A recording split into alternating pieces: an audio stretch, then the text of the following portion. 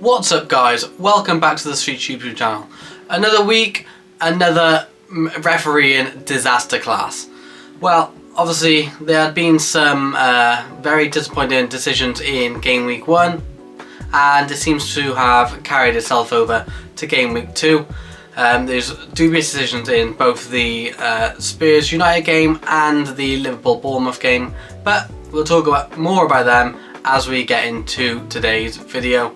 So obviously it is now Tuesday, day of recording, and the game week 2 had finished Monday evening, and it was a very good, entertaining week. Very good for my predictions. I got 8 teams correct with one correct scoreline, so that puts me on 9 points for the week. And yeah, it was a very good day. So let's get straight into it. So we're going to start with Nottingham Forest versus Sheffield United, the late game on the Friday night. And for two teams which are going to be towards the bottom half of the table, I thought it was quite an entertaining game. Maybe because they were in that similar level of quality, but I only got the game off to a lightning start, scoring in the 3rd minute. Nottingham Forest controlled the game very well until half time, and then Sheffield United came out firing in the second half. They scored very early with Hamer. It was a very good goal, and I thought Sheffield United were looking the more likely to go and get the winner. Unfortunately that didn't happen, and Chris Wood, 3 minutes from time, came up with the winning goal. It was like I said, a very entertaining game. I predicted a 2-0 victory for Nottingham Forest. It finished 2-1, so I can be quite happy with my predictions there. Now on to Fulham versus Brentford. This is a game that was ultimately ruined by a red card decision, rightly deserved. It was a second yellow for a foul in the box, which resulted in a penalty. But Vissa scored just before half time to put Brentford 1-0 up, and then after the red card in the 67th minute, Brentford controlled the game then, and Bournemouth went and scored the penalty, and then added another late in the second half to make the scoreline 3-0. Now I predicted a 2-1 win for Brentford. Obviously the scoreline was exaggerated because of the red card. I thought it would be a lot closer, but Fulham are still missing some valuable players. Paulinho was on the bench because his future's uncertain. Mitrovic wasn't in the team. Obviously he's now off to Saudi Arabia, so it looks like Fulham got some rebuilding to do for ahead of the next few game weeks. So on to Liverpool versus Bournemouth. This is a game which I called exactly to plan. If you watched my preview video, I said that Liverpool win 3-1. I said that Bournemouth will go ahead early and Liverpool will have to chase the game and successfully do so. Liverpool are a team that are notorious for doing their starting game slow and having to come from behind and get the win. So let's get straight into it. Semenyo scored after 3 minutes. Liverpool could have in fact found themselves 2-0 down inside 3 minutes other than an offside call. It was a very poor start. Trent got caught in the number 6 position with the ball. It broke to Semenyo and he put the ball in the back of the net. But Bournemouth had a good 10-15 minutes thereafter, but then Liverpool started coming into their own then, started getting the better of the game. Luis Diaz scored a wonderful goal where he chipped it up and then volleyed it into the net. Mo Salah then added to that with a penalty, which again, this is one for supporters to kind of reflect on. Do you think it was a penalty or not? Put it in the comment section, just a simple yes or no. I for one, I didn't think it was a penalty. I think Szoboszlai, there might be minimal contact, but he exaggerated, and from most of the angles it looked like he dived. So Liverpool can find themselves quite fortunate to be ahead at that point, even though they were probably the better team. Onto the onto the second half, and this is where the first decision of the weekend I think was completely wrong, and that's the Alexis McAllister red card. As shown by the majority of the images, it was foot on ankle. It was just it mistimed very slightly, no more than a yellow card, and it was a shame to see him have to leave the field because I think he was on a very good game. How it wasn't picked up by VAR, I'll never know, because obviously they have access to slow down and review the footage. I can't blame the on-field ref. You know, if two players are colliding and his foot looks high, he's rightly to give a red card. But if that's an incorrect decision, as it's been proven it was, then the VAR should have stepped in and overturned that decision anyway before Liverpool had to go down to 10 men and then go to the FA and appeal. But it didn't affect proceedings. Liverpool still had dominance even with 10 men, and Szoboszlai's effort was saved and Jota put in the rebound to make it 3-1, and they saw the game out very well thereafter. So, on to Wolves versus Brighton. This was a Wolves side that came off a strong performance in game week 1, off the back of it was off the back of a loss, but they did perform very well. Like, they had 23 shots against Manchester United at Old Trafford, and they played some very good football. So the question was Manchester United bad that day, or were Wolves very good? And I think the question got answered very quickly in this game, and it was that in fact Manchester United were bad as opposed to Wolves were good. Brighton obviously started the game quite sharply, as you'd expect a Brighton team to do. Mitoma scored a fantastic solo goal, cutting in off the left, beating 3 or 4 men and then burying it into the back of the net. Estupinian made it 2-0. He's just continuing his amazing start of the season. He got the award of the assist for Mitoma's goal, and then bagged himself another one to go with his 2 assists last week. He's just continuing to perform, continuing on from last season, and he's really come on in quality. And then it was the Solly March and Enciso show. Enciso doing expertly well to set Solly March up for the next 2 Brighton goals.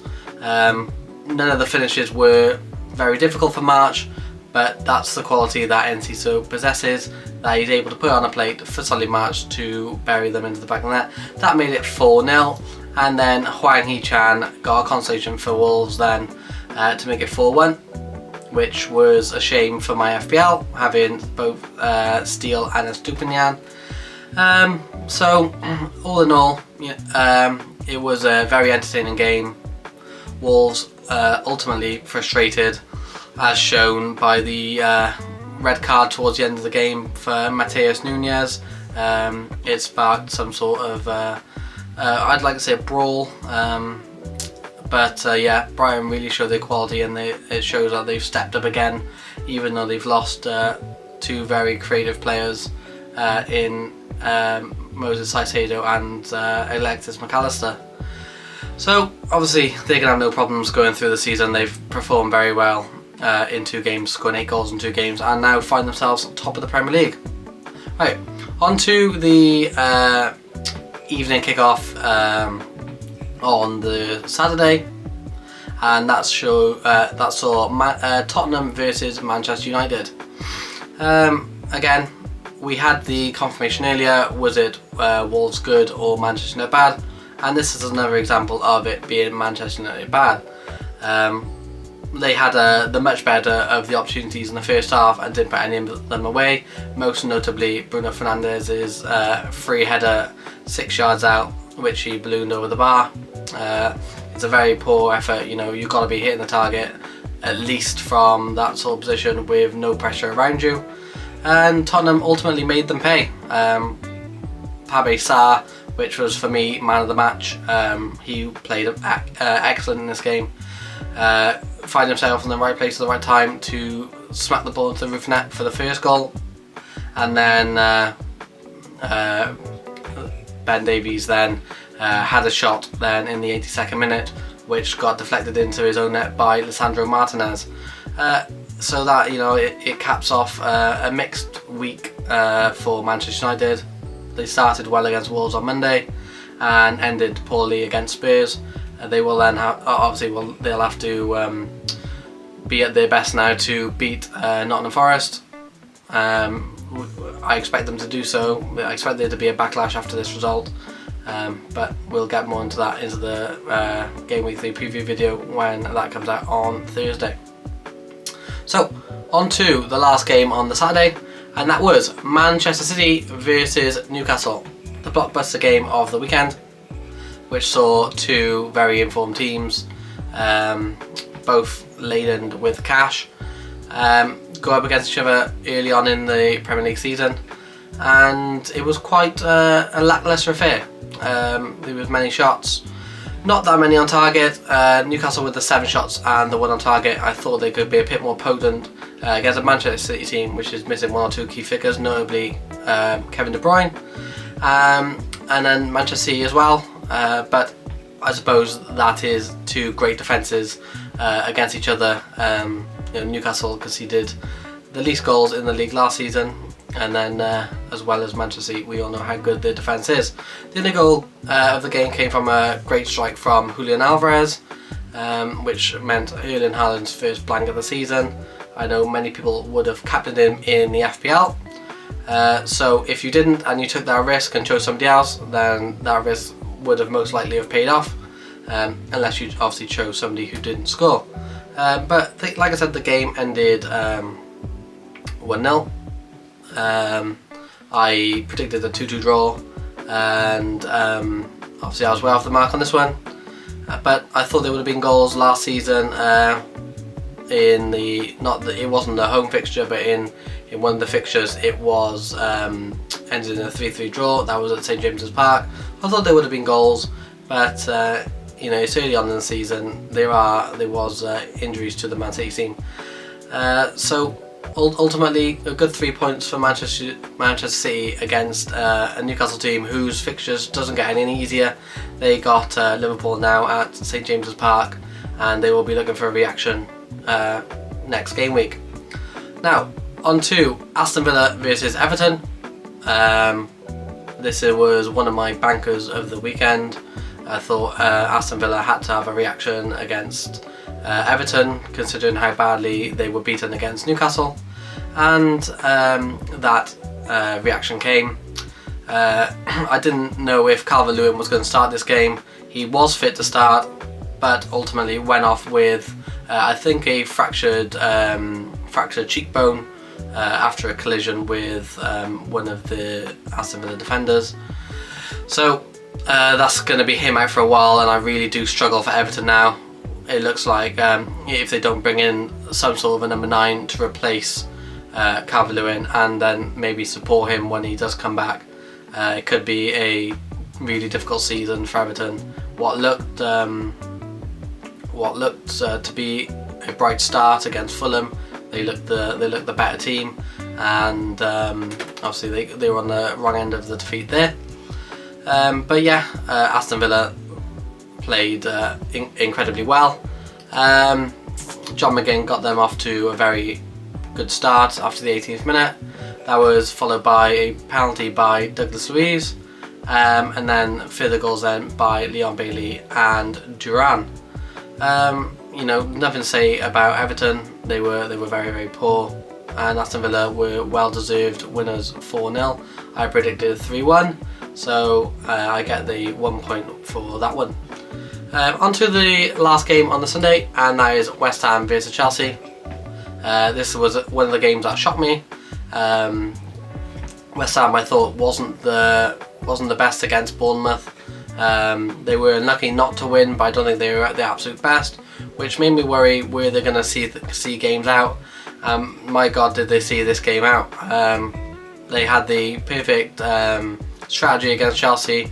They went ahead really early. Yes, Chelsea did get the equaliser through a really good goal by Kenny Chukwuemeka, but it was after Michail Antonio got them back ahead, where they really sat behind the ball. The possession stat says it all: 75% possession to Chelsea and 25% possession to West Ham. That wasn't helped by the red card to Aguerd, which nobody can have any complaints about. It was a rash challenge for the second yellow card.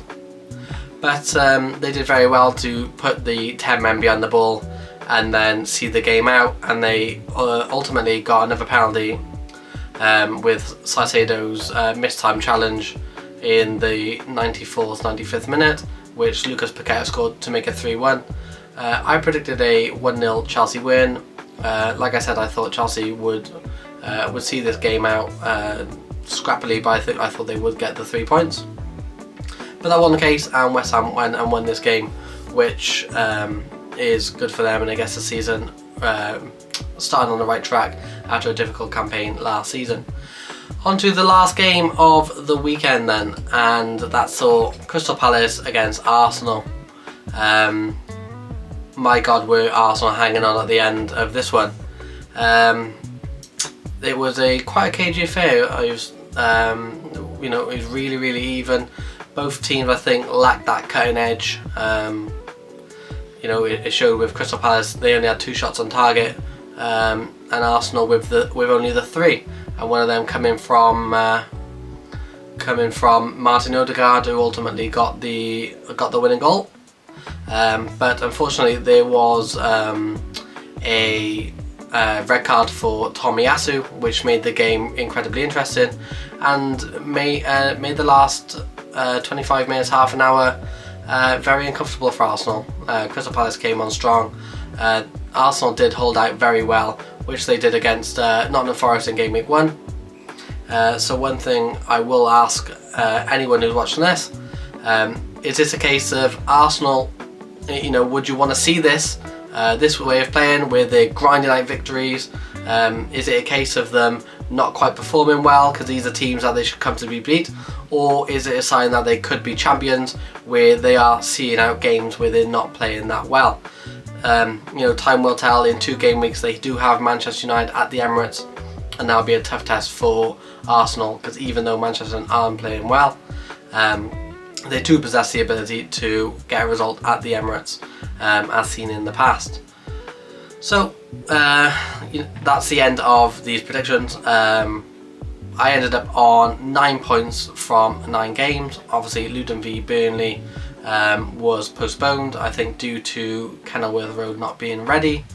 But anyway, if you like this video, give it a like, drop a sub if you're new and if you like this content, and I will be back with my Team 2 or Game Week 2 Team of the Week, probably within the same day. I think I have 2 videos out in a day, so you'll see me in a couple of hours. Right, peace.